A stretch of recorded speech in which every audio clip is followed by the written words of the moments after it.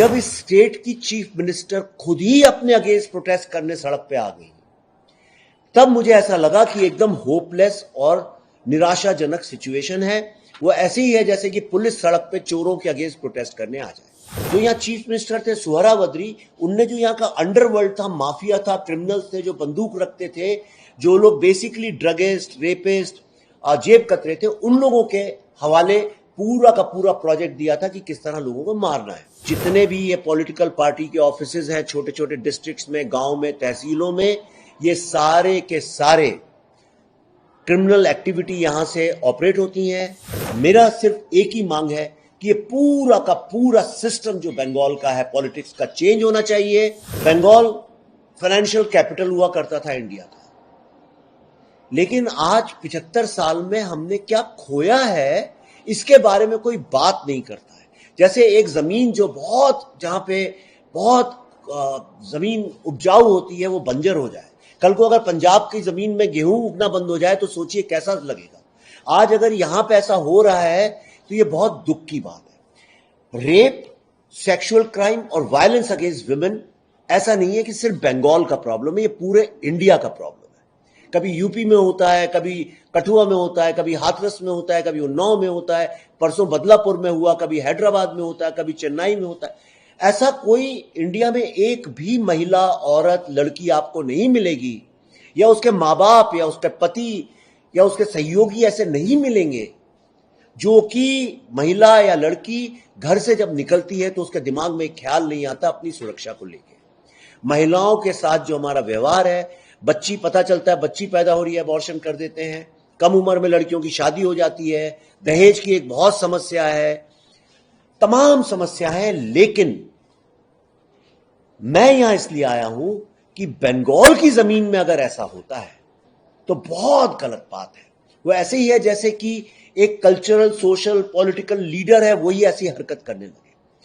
मैं रुका रहा जब यहां के डायरेक्टर को, आरजी कॉर्प के डायरेक्टर को ट्रांसफर कर दिया गया बाइज्जत।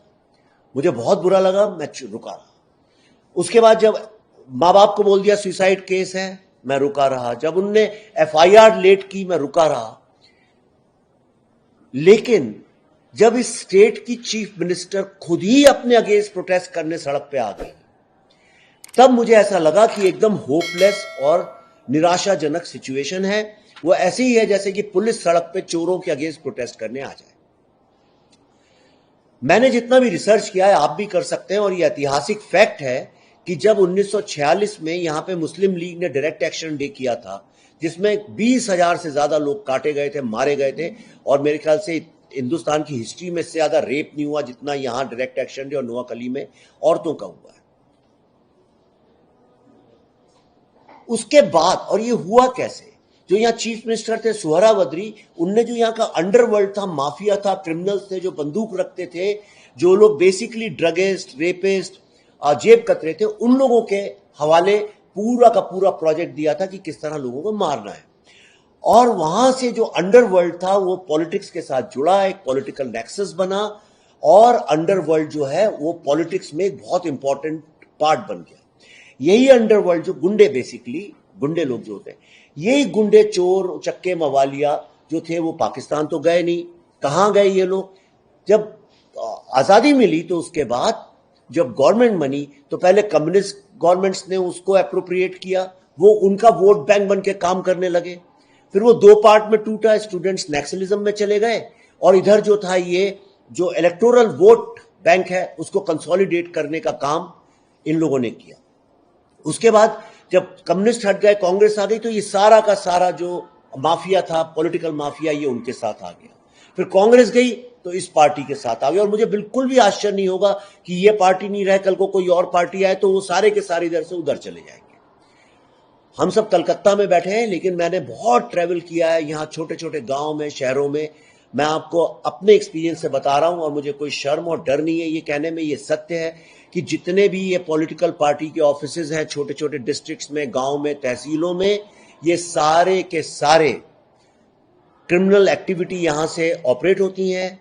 यहां पे sexual exploitation, violence against women, ये काम होता है, क्योंकि सेक्सुअल वायलेंस जो है औरतों के अगेंस्ट, क्राइम अगेंस्ट विमेन, उससे पूरी सोसाइटी डीमोरलाइज होती है, फैमिलीज डीमोरलाइज होती हैं, और अपने वोट बैंक में किसी और को कंसोलिडेट करने के लिए ये सबसे स्मूथ और सेफ तरीका यहां पे माना जाता है। अब मुझे लगता है वक्त आ गया है कि अब देखिए बाकी स्टेट्स में इलेक्टोरल वायलेंस भी बंद हो गई है, ये sexual violence for political reason भी बंद हो गई है, बंगाल में अभी भी चल रहा है। मेरे ख्याल से अभी वक्त आ गया है कि इसको अब चेंज करना चाहिए।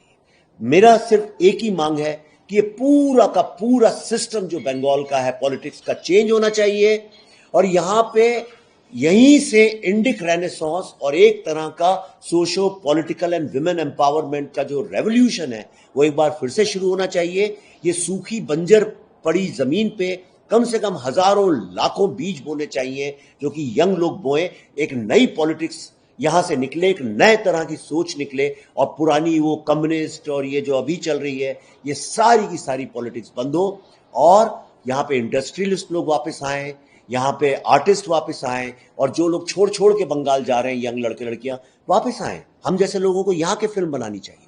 लास्ट में मैं आपको एक बात कहना चाहता हूं कि मैं पूरे इंडिया में जब चाहूं जहां चाहूं कभी भी कोई भी फिल्म शूट कर सकता हूं, लेकिन 2 स्टेट्स ऐसी हैं जहां पे मैं शूट नहीं कर सकता। एक है कश्मीर और दूसरी है बंगाल। आप खुद सोचिए ऐसा क्यों है, क्यों लॉ एंड ऑर्डर ऐसा है कि यहां पे लोग फिल्म जैसी चीज शूट करने से डरते हैं।